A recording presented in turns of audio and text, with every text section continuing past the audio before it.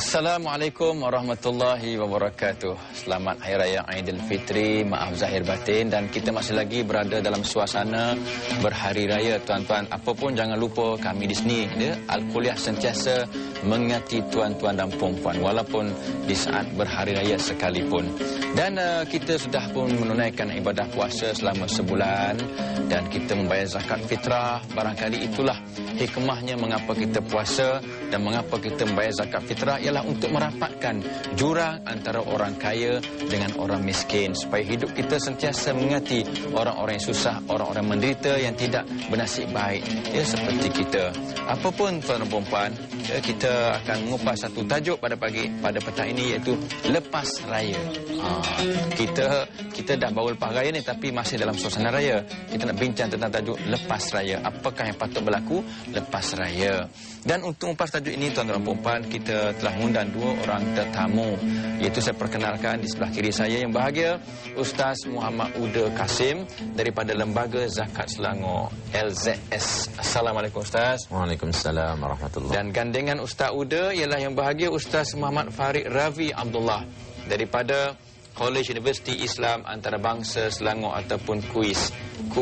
Assalamualaikum Ustaz. Waalaikumsalam. Alhamdulillah. Itulah tuan-tuan dan puan panelis-panelis kita pada petang ini, dan bersama dengan kita di studio pada petang ini iaitu penonton-penonton dari PPRT Desa Ehsan Jeram Selangor. Alhamdulillah, manis-manis orangnya. Alhamdulillah, ya. Dan juga disertai dengan kumpulan Nasyid Al-Akhyar. Kumpulan Nasyid Al-Akhyar daripada Ceras Selangor. Ahlan wa sahlan kepada penonton-penonton pada petang ini yang ingin berhari raya bersama kami di studio. Apapun tuan-tuan, tanpa melengahkan masa, kita tengok balik, ya, bagaimana sebelum raya dan selepas raya. Ketika umat Islam sedang bergembira menyambut satu Syawal, dan Syawal itu sendiri, bagaimana pula dengan nasib golongan miskin? Kadang-kadang kita berada di ofis, di rumah, kita jarang berada bersama dengan orang miskin. Kadang-kadang ada orang hanya sibuk memikirkan soal zakat dan bantuan kepada golongan miskin sebelum raya. Tetapi bagaimana pula dengan selepas raya? Adakah kita masih fikirkan keadaan mereka, kedaifan mereka, rintihan mereka, penderitaan mereka? Itulah saya nak tanya yang bahagia Ustaz Uda. Setiap kali tiba Ramadan Ustaz, umat Islam yang layak mengeluarkan zakat pun bayarlah zakat fitrah. Ada yang RM4 lebih, ada yang RM5. Tapi kadang-kadang orang tanya Ustaz, bukan saya tanya ni, orang tanya. Orang kadang-kadang dia bayar direct kepada golongan yang kurang nasib baik sebab kurang yakin. Dia kata, sampai ke tidak ni zakat kalau aku bayar ni kepada LZS contohlah, kan? Sampai ke tidak, entah tak sampai kot. Boleh tak Ustaz huraikan sikit, silakan. A'udzubillahi minasyaitonirrajim. Bismillahirrahmanirrahim. Assalamualaikum warahmatullahi wabarakatuh. Alhamdulillahi rabbil alamin, wal aqibatu lil muttaqin, wala udwana illa 'alal zalimin. Ashhadu an la ilaha illallah wa ashhadu anna Muhammadan 'abduhu wa rasuluh. Allahumma salli ala sayyidina Muhammad wa ala alihi wa sahbihi ajma'in, amma ba'd. Ya, terima kasih saudara Ustaz Pengerusi Majlis atas soalan yang telah dikemukakan tadi itu. Dan Alhamdulillah pada hari ini kita semua berada dalam suasana hari raya yang sangat menggembirakan. Alhamdulillah kita lihat adik-adik kita yang datang dari PPRT Jeram pun di hadapan kita pada hari ini nampaknya memakai baju yang serba indah, mereka gembira. Alhamdulillah. Saudara-saudara yang dihormati sekalian, mudah-mudahan kegembiraan ini akan terus dapat kita nikmati, bukan saja di hari raya ini, bahkan pada hari-hari yang lain. Lebih-lebih lagi kepada adik-adik kita yang kurang bernasib baik, yang tidak berkemampuan seperti rakan-rakan mereka yang lain. Saudara-saudara muslimin dan muslimat yang dihormati sekalian, menjawab persoalan pengerusi majlis tadi, ya, berkaitan dengan membayar zakat ini kewajipan pada kita. Tapi kadang-kadang timbul satu perasaan ataupun satu kata-kata hati, ya, adakah zakat yang saya sampaikan ini benar-benar sampai kepada sasarannya, iaitu kepada asnaf-asnaf zakat yang disebut dalam surah Taubah, umpamanya kepada orang miskin, kepada orang-orang fakir, kepada orang-orang yang berjuang fi sabilillah dan sebagainya, ya.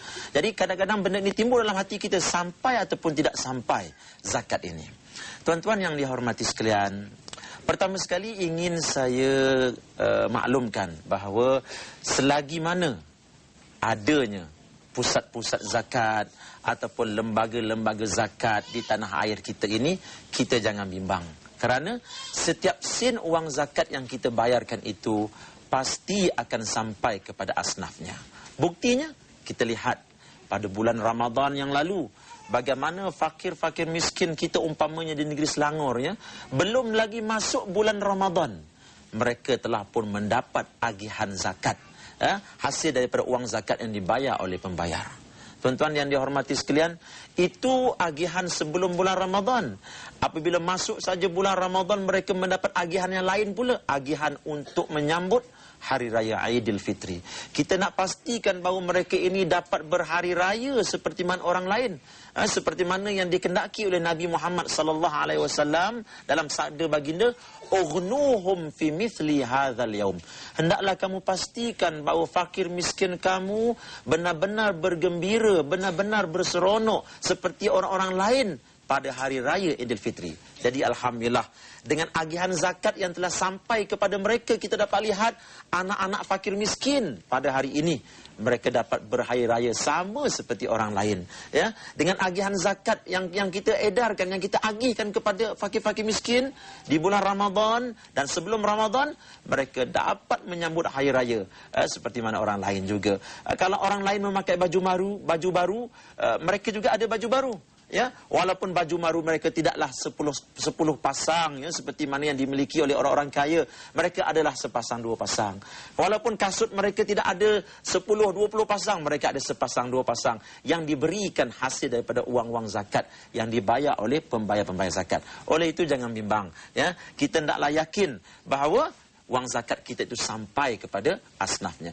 Lagipun tuan-tuan yang dihormati sekalian, soalan ini pernah ditanyakan oleh para sahabat kepada Nabi Muhammad sallallahu alaihi wasallam, yang mereka berkata, "Ya Rasulullah, idza addaitu zakata ila rasulika faqad bari'tu minha ila Allah wa rasulih." Seorang sahabat bertanya, "Ya Rasulullah, apabila aku membayar zakat kepada amil-amil yang engkau hantar, ya, maka apakah aku telah terlepas dari kewajipan zakat aku terhadap Allah dan Rasul?" Maknanya, apabila aku bayar zakat, ya, kepada amil-amil yang engkau lantik, tidak terus kepada fakir miskin, adakah tanggungjawab aku berzakat telah selesai? Karena aku tak nampak pun uang zakat itu sampai kepada fakir miskin. Yang aku nampak ia sampai kepada amil. Adakah amil ini akan menyampaikan kepada fakir miskin? Timbul keraguan dalam diri mereka. Apa kata Rasulullah sallallahu alaihi wasallam? Rasulullah dengan tenang berkata, "Naam, iya. Tanggungjawab berzakat engkau telah selesai. Apabila engkau berikan uang zakatmu kepada amil-amil yang telah dilantik, kalau pada hari ini kepada pusat-pusat zakat, kepada lembaga-lembaga zakat yang telah dilantik, kita berikan uang zakat kita kepada mereka, maka tanggungjawab berzakat kita telah pun selesai." Ya, Nabi kata, "Faqad bari'ta idza addaitaha ila rasuli." Apabila engkau tunaikan zakat itu kepada utusan-utusan yang aku hantar, kepada amil-amil yang aku lantik, faqad bari'ta minha. Engkau telah selesailah tanggungjawab engkau daripada berzakat. Maknanya dah tak berdosa dah. Falaka ajruha wa ithmuha ala man baddalaha. Maka bila engkau tunaikan zakat itu, maka engkau telah mendapat pahala berzakat, tanggungjawabmu telah selesai, dan ada pun tanggungjawab selepas itu ialah kepada amil yang menerima. Kalau ia tunaikan zakat itu kepada tempatnya, maka alhamdulillah. Kalau dia tidak tunaikan pada tempatnya, maka berdosalah ia. Jadi pokok kata, bila kita dah tunaikan zakat itu, kita telah selesai tanggungjawab kita. Allah Ta'ala telah beri pahala kepada kita, dan kita perlu bersyukur kepada Allah kerana kita dapat tunaikan zakat. Ya, terima kasih Ustaz Uda. Ni Ustaz Farid, tadi dah selesai dah masalah. Tapi kadang-kadang Ustaz Farid, kita lihat, kita sambut raya ni, biarlah, ya, kita ingat orang miskin. Ya, orang miskin pun nak sambut raya juga. Tapi ada setengah orang ni, dia buat anggapan bila dah bayar zakat ni, habis dah. Datang bulan Syawal, Zulkaidah, Zulhijjah, pergi minta dengan pusat zakat. Saya bayar dah bayar RM4.70 contohnya. Pergi minta, datang bulan lain pun minta pusat zakat. Dia bayar RM4.70 padahal kan, tapi tak nak bagi tu yang datang hari-hari lain, bulan-bulan lain. Nak apa komen Ustaz tentang orang yang macam ni, silakan. Terima kasih Ustaz Fauzi, sahabat gandingan di panel, hadirin, para hadirin yang dirahmati Allah Subhanahu wa taala. Pertamanya tuan-tuan dan puan-puan, perintah zakat ini memang kita lihat begitu jelas dalam Al-Quran. Dan dia digandingkan dengan solat. Jadi kita lihat dari sudut konsep zakat ini, pertama sekali dianya adalah perintah kutip daripada Al-Quran dan diagih. So, yang kutip dan agih itu adalah pihak yang berautoriti. Jadi pihak berautoriti dia akan kutip, dia akan diagihkan kepada asnaf-asnaf yang telah ditetapkan. Namun demikian tuan-tuan dan puan-puan yang dirahmati Allah Subhanahu wa taala, di sana banyak sangat ayat-ayat Al-Quran yang menggalakkan kita supaya berinfak. Di antaranya satu ayat yang benar-benar menyentuh kita tuan-tuan, dan saya sebagai bila lalu dekat ayat ini saya melihat ianya merupakan satu sentuhan Rabbani kepada setiap insan yang mempunyai wang ringgit. Allah Subhanahu wa taala berfirman, "Innallaha ashtara minal mu'minina anfusahum wa amwalahum bi anna lahumul jannah." Surah At-Taubah ayat 111, yang bermaksud sesungguhnya Allah Subhanahu wa taala telah membeli diri kaum mukminin itu, diri mereka dan harta kekayaan mereka dengan janji akan memberikan mereka syurga. Jadi Allah Subhanahu wa taala membeli diri kita, membeli harta benda kita dengan syurga. Maksudnya dia sudah dibeli, kita sudah menjualkan ya kepada Allah Subhanahu wa taala kan diri kita dan harta kita, kerana kita yakin bahawa di akhirat kelak kita akan mendapat satu balasan yang lebih besar di atas infak yang kita lakukan di atas permukaan bumi. Jadi tidak sewajarnya lah kita sebagai umat Islam bila kita dah bayar zakat, kita kata sudah terlepas tanggungjawab. Tuan-tuan dan puan-puan, zakat ni bila tuan-tuan? Seperti mana disebut oleh panelis pertama, sebelum raya, musim raya. Selain daripada itu, kalau nak pergi minta zakat, dia kena isi borang, dia kena minta, kena lihat kelayakan, kena lihat dia ni sepatutnya diberi ataupun tidak. Jadi banyak perkara yang perlu dilihat sehingga dia boleh dapat zakat. Dan proses nak dapat tu makan masa. Jadi kita sebagai masyarakat setempat yang melihat jiran saya miskin, ya, saudara saya miskin, orang di kampung saya kenal ada yang miskin. Ya, jadi bila kita dah kenal tuan-tuan, kita tak tunggu pusat zakat, kita tak tunggu orang tu pergi ke pusat zakat, kita tak tunggu orang tu pergi ke lembaga zakat untuk mendapat bantuan. Jadi kita terpanggil, sepatutnya kita rasa terpanggil bila ayat Quran itu kita lihat ya sebagai satu motivasi. Tuan-tuan dan puan-puan dirahmati Allah Subhanahu wa taala. Sebab itu ketika mentafsirkan ayat ini, Imam Ghazali memberikan ayat ini terbagi kepada dua golongan. Golongan pertama tuan-tuan, mereka yang mempunyai harta benda dan apabila mereka dimotivasi oleh Rasulullah sallallahu alaihi wasallam akan kelebihan fadilat orang berinfak, mereka habiskan semua harta diinfakkan ke jalan Allah Subhanahu wa taala. Itulah contohnya Abu Bakar As-Siddiq. Bila Abu Bakar Siddiq keluarkan semua hartanya pada jalan Allah Subhanahu wa taala. Uthman ibn Affan, contoh yang lain, sahabi yang telah menghabiskan segala hartanya pada jalan Allah Subhanahu wa taala, sehingga Rasulullah sallallahu alaihi wasallam sebut tidak akan memudaratkan Uthman selepas hari ini kerana melihat kepada infaknya yang begitu banyak. Itu yang pertama. Maksudnya satu golongan bila dilihat ayat ini dihabiskan semua harta bagi pada jalan Allah Subhanahu wa taala. Golongan kedua pula dia bagi juga tapi dalam masa yang sama disimpan sikit Ustaz Fauzi ya, disimpan untuk dia. Maksudnya adalah dia punya simpanan tu ada. Jadi ini golongan yang kedua. Yang golongan pertama, golongan kedua ini tuan-tuan, kedua-duanya ada kedudukan yang tinggi di sisi Allah Subhanahu wa taala. Jadi sebab itu tuan-tuan dan puan-puan, bila ditanyakan kepada ulama-ulama terdahulu mengenai adakah selain daripada zakat ini sesuatu kewajipan dalam harta mereka. Contohnya Imam Nakhai, Imam Sya'bi, Atta dan juga Imam Mujahid. Bila ditanya kepada mereka, ada tak hak lain dalam harta? Contohnya tuan-tuan, katakan saya ada 10 juta ringgit. Saya dah keluarkan daripada 10 juta ringgit, saya dah pergi kalkulat, saya dah kira di lembaga zakat Selangor contohnya, dah kalkulat semua, dah dapat dah natijah dia, dapat dah bilangan berapa saya kena keluar zakat, saya keluar zakat, lepas tu saya balik. Adakah harta yang ada berbaki selepas bayar zakat tu tidak ada hak yang patut ditunaikan? Bila ditanya pada Imam Sya'bi kata ada. Bukan sekadar zakat, tetapi ada pula yang lain patut kamu lakukan dengan harta tersebut. Tidakkah kamu melihat firman Allah Subhanahu wa taala, wa atal mana ala hubbihi dzawil qurba, dan hendaklah kamu memberikan harta benda kamu, sebagian harta benda kamu pada orang-orang yang kamu kasihi, orang-orang yang paling hampir kepada kamu. Wa anfiqu mimma razaqnakum, Allah taala sebut, dan hendaklah kamu memberikan sebagian harta kamu pada jalan Allah. Jadi ayat-ayat ini memberi motivasi kepada kita, tak tunggu pusat zakat, tak tunggu lembaga zakat yang bagi duit, kita juga berperanan meringankan bebanan orang-orang fakir miskin. Bila kita ada, kita hulur sama-sama. Biarlah berat sama dipikul, ringan sama dijinjing pengurusi. Ya, terima kasih. Pandai dia berpantun. Ya. Mudah-mudahan kita lebih bermotivasi jadi orang jutawan yang dermawan. InsyaAllah tuan-tuan, kita berehat dulu. Jumpa lagi selepas ini.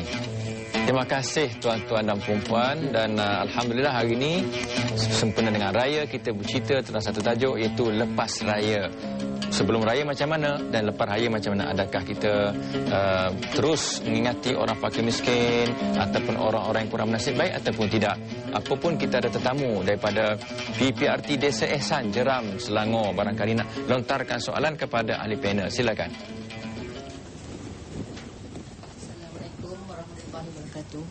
Ustaz, melalui bantuan melalui zakat ni nampaknya seperti bermusim. Masa puasa, masa raya, ia sibuk diperkatakan. Bagaimana pula selepas raya? Adakah bantuan ini akan diteruskan atau bagaimana? Boleh Ustaz jelaskan? Terima kasih. Artinya maksudnya mudah saja, ya. Adakah zakat sedekah ni bermusim, Ustaz Uda, ya? Masa puasa, masa raya semua orang cerita sibuk bab zakat. Dah keluar zakat belum? Ya. Ni dah nak sembahyang, dah keluar zakat belum? Tapi dah habis sembahyang, lupa miskin dah. Engkau aku. Apa ceritanya, Ustaz? Silakan. Bismillahirrahmanirrahim. Tuan-tuan yang saya hormati sekalian, sebenarnya sebelum saya menjawab persoalan tadi itu ingin saya ingatkan kepada tuan-tuan dan perempuan bahawa bila kita sebut kefarduan membayar zakat ini, dia bukan tertentu kepada zakat fitrah saja, ya. Terdapat di sana zakat-zakat yang lain. Kalau zakat fitrah memang kita tunaikan pada bulan Ramadan, ya. Tetapi zakat-zakat harta yang lain tidak semesti ditunaikan pada bulan Ramadan, kerana apabila cukup nisab dan haul, ia wajib ditunaikan. Zakat-zakat tersebut seperti zakat emas, yang puan-puan pakai emas, ya, banyak emas dalam tudung tu sampai tak boleh nak angkat tengkuk tu kerana banyak emas. Yang emas itu kena dikeluarkan zakatnya, ya. Begitu juga dengan abang-abang yang makan gaji, yang dapat gaji banyak tiap-tiap bulan masuk tu kena bayar zakat pendapatan, ya. Abang-abang yang ada membeli saham, bermain saham, pakcik-pakcik kita yang dapat wang caruman KWSP kan banyak 100,000, 20,000, jangan hanya kita beli kereta baru, rumah baru dan kahwin isteri baru, kita kena keluarkan zakat juga, ya. Kerana semua ini zakat-zakat yang wajib kita tunaikan dan tidak tertentu pada bulan Ramadan. Jangan terlalu sempit memahami zakat hanya zakat fitrah sahaja, ya. Jadi memang betul lah masyarakat kita ni pada bulan Ramadan kadang-kadang sibuk mereka berbicara tentang kau dah bayar zakat ke belum? Itu zakat fitrah. Bagaimana pula dengan zakat-zakat yang lain? Zakat harta yang lain dah bayar ke belum? Jadi tuan-tuan, dosa tak bayar zakat fitrah sama je dosa dengan tak bayar zakat-zakat harta yang lain. Kalau kita dah bayar zakat fitrah tapi zakat pendapatan kita tak bayar, zakat saham kita tak bayar, maka kita masih lagi belum lepas daripada kewajipan menunaikan zakat. Jadi tunaikan zakat sama ada di bulan Ramadan ataupun pada bulan-bulan yang lain. Maksud saya zakat-zakat harta yang lain. Jadi tuan-tuan yang dihormati sekalian, sebenarnya bersedekah, berzakat ini tidak boleh bermusim. Kenapa? Kerana saya teringat sepotong cerita, ada sepotong ayat Al-Quran, ya, yang Allah Ta'ala sebut dalam Quran, wa anfiqu fi sabilillah wa la tulqu bi aidikum ila tahlukah wa ahsinu innallaha yuhibbul muhsinin. Hendaklah kamu menafkahkan harta kamu ke jalan Allah dan jangan kamu campakkan diri kamu ke dalam lubang kebinasaan. Berbuat baiklah kamu kerana Allah suka kepada orang yang buat baik. Ayat ini asbab nuzulnya menceritakan bahawa bagaimana ada segelintir para sahabat Rasulullah yang mana mereka ini berbincang sesama mereka. Kita ni sekarang ni Rasulullah pun dah senang, Islam pun dah kuat, ya. Jadi kita ni tak payahlah nak banyak-banyak derma, nak banyak-banyak bayar zakat banyak sangat, ya. Kenapa? Kerana kalau dulu tu kita kena derma, kita kena infakkan harta pada masa itu Rasulullah berada dalam keadaan lemah, Islam lemah. Sekarang Islam dah kuat, ya. Jadi tak payahlah kita nak derma banyak-banyak sangat. Bila Rasulullah dengar perkara ini, turun ayat Al-Quran. Wa anfiqu fi sabilillah. Hendaklah kamu terus berderma, hendaklah kamu terus menginfakkan harta kamu ke jalan Allah. Jangan ada bermusim-musim. Pada ketika Islam lemah kamu infak, pada ketika Islam dah kuat kamu tak nak infak. Ya, karena apa? Karena bila kita berderma dan berinfak harta bermusim-musim ini, kesannya kita akan menerima kehancuran. Tengok tuan-tuan, kalau kita bantu fakir-fakir miskin kita di bulan Ramadan saja, di bulan Ramadan mereka kenyang. Bagaimana pada bulan yang lain kita tak bantu mereka, maka pada bulan yang lain mereka akan lapar. Orang yang lapar ini mereka akan buat sesuatu untuk kenyangkan perut dia. Mungkin dia akan kopak rumah kita, mungkin dia akan kopak kereta kita. Maka yang akan mendapat binasa ni ialah kita. Sebab itu Allah Ta'ala sebut, wala tulqu biaidikum ila tahlukah. Jangan kamu campakkan diri kamu ke dalam lubang kebinasaan. Bila kamu derma bermusim, bila kamu infakkan harta bermusim. Wa ahsinu, kata Allah, hendaklah kamu berbuat baik. Buat baik. Bulan Ramadan buat baik, bulan Syawal buat baik, bulan Zulhijjah buat baik. Derma, infak dan teruskan keluar zakat. Innallaha yuhibbul muhsinin. Allah suka kepada orang yang suka berbuat baik. Tuan-tuan, kalau zakat harta, kewajipan kita hanya bayar 2.5% saja, sikit. Kenapa? Kerana banyak lagi peluang-peluang berzakat yang lain. InsyaAllah kita kupas lagi sampai ini. Selamat Hari Raya. Terima kasih kerana masih setia. Dan Alhamdulillah hari ini kita bincang tentang tajuk lepas raya. Lepas raya, adakah sama dengan sebelum raya? Kita membantu orang yang kurang nasib baik ataupun tidak? Apapun, kita ada satu lagi soalan penonton untuk ditanyakan. Silakan. Ya. Assalamualaikum warahmatullahi taala wabarakatuh. Saya Rubiah binti Ismail dari Kumpulan Al-Ahya Desa Baiduri Ceras nak mengajukan satu soalan. Ustaz, selain institusi zakat, bagaimana pula peranan masjid, jawatan kuasa penduduk, masyarakat mengenal pasti golongan yang miskin dan berhak menerima bantuan zakat tu? Ya, terima kasih. Itu dari kita nampak lembaga zakat saja, kita nampak pusat zakat saja, kita tak nampak barangkali Ustaz Farid, kita tak nampak Ustaz Farid ke, Ustaz Uda saya ke, kita tak nampak masjid ke, ataupun kadang syarikat yang besar-besar ni. Zakat perniagaan lagi banyak. Apa komen Ustaz? Silakan. Ya, terima kasih kepada kakak yang bertanya lah ya. Di dalam kita melihat peranan ya tuan-tuan dan puan-puan, peranan ini sudah semestinya bukan peranan pusat zakat ataupun lembaga zakat saja di dalam menghimpun harta, di dalam menghimpun wang-wang zakat, zakat pendapatan atau zakat perniagaan dan sebagainya. Jadi masjid juga mempunyai peranan ya. Penduduk juga mempunyai peranan. Pimpinan-pimpinan masyarakat di kawasan tempatan juga mempunyai peranan.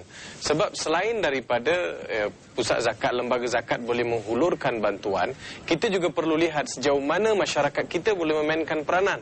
Kerana sebuah masyarakat yang sejahtera, sebuah masyarakat yang selamat adalah berdasarkan kepada sistem kehidupan mereka yang teratur, sistem kehidupan mereka yang sudah membentuk sebuah sistem yang boleh menjana dari pelbagai segi ya, menjana dari sudut ekonominya, dijana dari sudut keimanannya, dijana dari sudut pendidikannya. Jadi semua ini komplit tuan-tuan. Kalau ada pendidikan, ada surau, ada masjid tetapi ekonomi masih lemah, ya masyarakat kita masih ramai lagi yang tidak dapat menuntut ilmu, tidak dapat wang yang cukup. Jadi ini sedikit sebanyak akan menghakis, sedikit sebanyak akan mengganggu perjalanan institusi keluarga, akan sedikit sebanyak mengganggu perjalanan kemajuan masyarakat di tempat setempat kita tuan-tuan.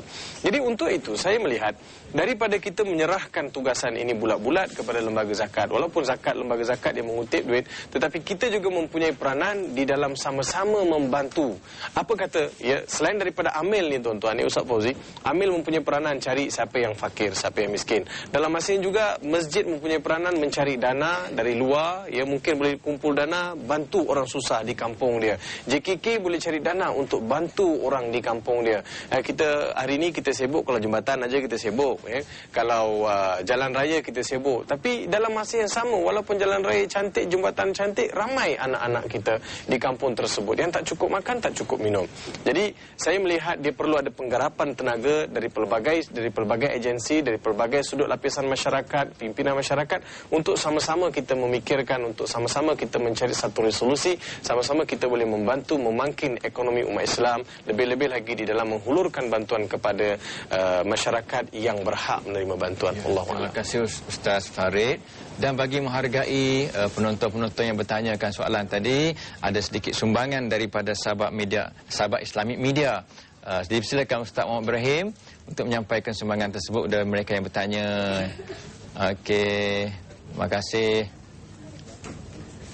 Sumbangan daripada sahabat Islamic Media, dan kepada penonton yang menerimanya, alhamdulillah ya, syukurlah. Dan juga kepada seorang lagi penonton yang bertanya tadi, daripada kumpulan Nasyid Al-Akhyar Ceras Selangor. Sumbangan daripada Sabah Islamic Media. Terima kasih Ustaz Muhammad Ibrahim, dan kita teruskan al-kuliah kita pada petang ini, ya. Ustaz Uda pula. Kalau kita lihat sama ada sebelum raya ataupun lepas raya, Ustaz, bantuan zakat perlulah berterusan kepada golongan sasarnya, miskin ke, fakir ke, yang perlukan, ya. Barulah situasi umat Islam menjadi teguh. Kalau tidak, dia jadi jurang besar. Miskin, kaya, maka tidak akan bersatu padu. Orang miskin dendam ke orang kaya. Orang kaya pula dia pandang rendah ke orang miskin. Tidak ada perpaduan. Apa komen Ustaz, silakan. Ya. Bismillahirrahmanirrahim. Memang benarlah bahawa zakat ataupun derma ataupun sedekah kita mesti berterusan. Kalau tidak, maka akan timbul masalah berdendam antara dua lapisan masyarakat ini, ya. Yang kaya, yang miskin, yang susah ni melihat diri mereka tidak terbela dan dibela, maka timbul rasa dengki, rasa hasad, lalu berlaku sesuatu yang tidak diingini antara kedua pihak ini. Maka sebab itu kita kena terus menerus berderma, ya. Jadi tuan-tuan yang dirahmati sekalian, apa yang ingin saya tekankan di sini bahawa bukan sahaja bantuan ini mesti terus menerus, tetapi yang lebih penting lagi bahawa bantuan ini mestilah diagihkan secara sistematik, mestilah diagihkan secara betul dan tepat, ya. Pada hari ini kalau di lembaga zakat Selangor umpamanya, pengagihan zakat kami lebih bertumpu berdasarkan kepada prinsip, berdasarkan kepada konsep kita memberi pancing, tidak memberi ikan. Ya, jadi kalau kita memberi ikan kepada orang-orang susah ini, dia makan ikan tersebut, bila habis ikan dia minta lagi. Jadi sebab itu kita mesti mengamalkan konsep memberi pancing. Yang ini dalam konteks sekarang ini, pancing itu ialah kemahiran hidup, ilmu, pengalaman. Sebab itulah pusat-pusat zakat di Malaysia ini, ya, kita bukan saja memberi bantuan keuangan, bantuan gula, bantuan beras kepada orang-orang yang susah ini, tetapi kita juga memberi tumpuan kepada pemberian ilmu dan kemahiran kepada mereka, ya. Karena bila mereka punyai ilmu, punyai kemahiran, mereka boleh berdiri di atas kaki mereka sendiri. Macam di tempat-tempat di Selangor umpamanya, kita lihat fakir miskin yang produktif, yang boleh bekerja. Kakak-kakak kita yang boleh goyang kaki tu.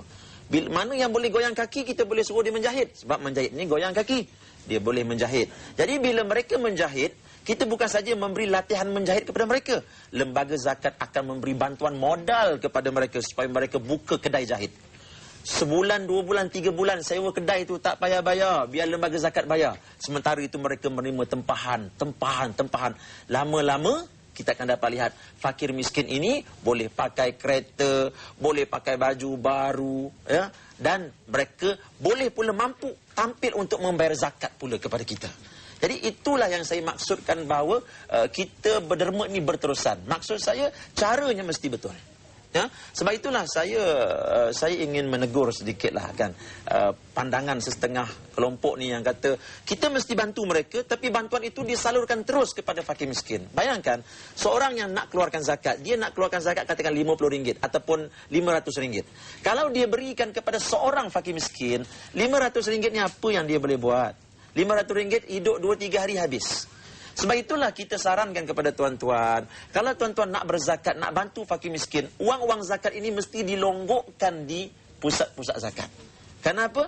Karena bila kita longgokkan di situ, maka wang zakat ini akan menjadi satu dana yang besar. Dana yang besar ini dia mampu menghadapi masalah kemiskinan, masalah kejahilan. Kita ibaratkan seperti lidi lah, lidi penyapu kan. Kalau lidi penyapu tu yang halus, yang lembik itu nak sapu sampah, mana boleh.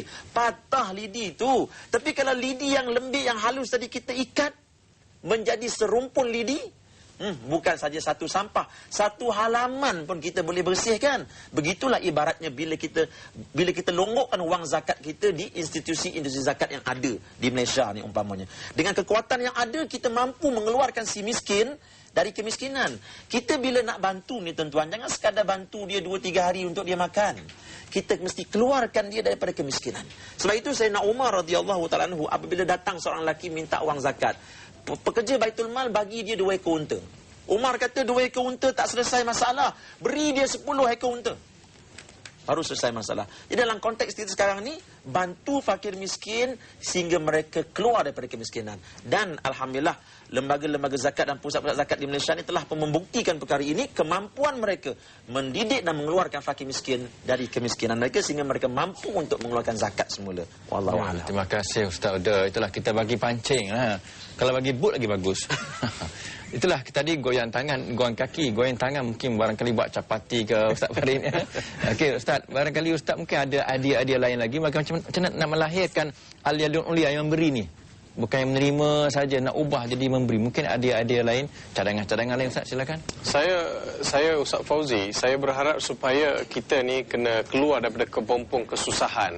Kerana Abu Bakar As-Siddiq pun pernah menyebut kecelakaan bagi seseorang itu yang hari ini seperti semalam ataupun esok seperti hari ini. Maksudnya dia lebih selesa duduk dalam keadaan menerima, Ustaz Fauzi. Ada orang dia suka menerima, dia bagi tu dia rasa bangga.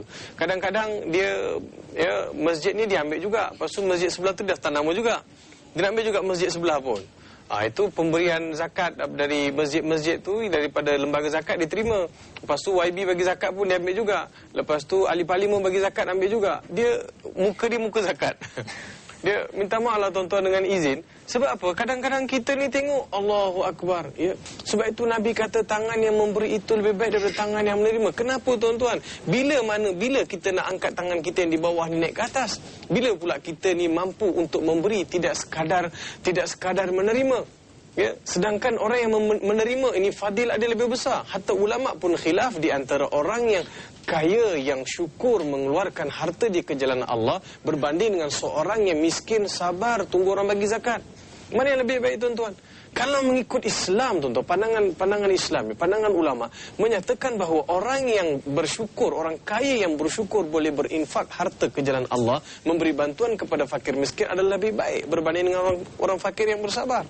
Jadi tuan-tuan dan puan-puan yang dirahmati Allah Subhanahu wa taala, sebab itu kita kena keluar daripada kepompong kemiskinan. Bila mana zakat, lembaga zakat dia mempunyai modal, dia bantu kita. Kita kena ambil opportunity ini, peluang ini kita kena rancang, kita kena buat sesuatu supaya modal yang diberikan itu tidak sia-sia. Supaya modal yang diberikan itu benar-benar kita gunakan pada jalan yang diredai oleh Allah Subhanahu wa taala, bertawakal dengan penuh kesyukuran. Saya yakin dan pasti tuan-tuan, 5,000 yang menjadi modal tu satu hari nanti akan jadi 5 juta. Dan saya pernah baca beberapa artikel yang ditulis mengenai pengalaman-pengalaman orang-orang yang susah asalnya dalam 5 tahun berusaha boleh jadi jutawan. Sebab apa tuan-tuan? Sebab mereka mampu mengubah kehidupan mereka. Ingat tuan-tuan, Allah Ta'ala kata apa? Innallaha la yughayyiru ma biqaumin hatta yughayyiru ma bi anfusihim. Sesungguhnya Allah Ta'ala tidak akan ubah keadaan satu kaum selagi mana mereka tidak mau mengubahnya sendiri, Ustaz Fauzi.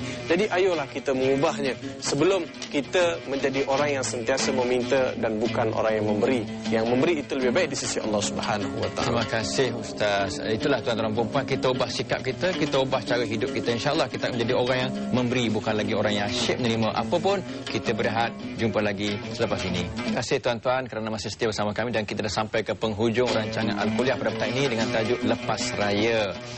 Okey, kita nak minta ahli panel lah buat kesimpulan ni, barangkali seminit seorang. Silakan Ustaz Uda.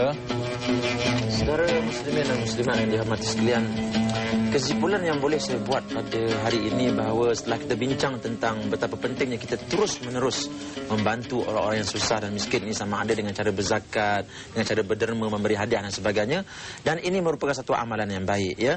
Kenapa tuan-tuan? Kerana amalan ini bukan saja kalau kita buat kesannya di atas dunia ini, bahkan di akhirat nanti insya-Allah kita akan mendapat satu ganjaran yang tidak terhingga.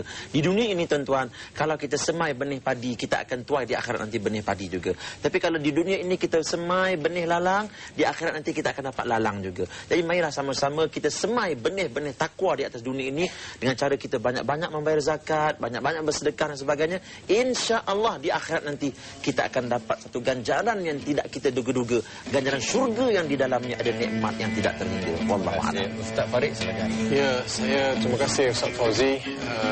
Pesanan yang terakhir dapat saya sampaikan berhubung dengan zakat dan juga lepas raya ni, apa yang patut kita lakukan? Pertamanya saya ingin kembali kepada orang yang terima zakat. Pertamanya bila dapat zakat tu tuan-tuan, gunakan duit tu dengan sebaik mungkin.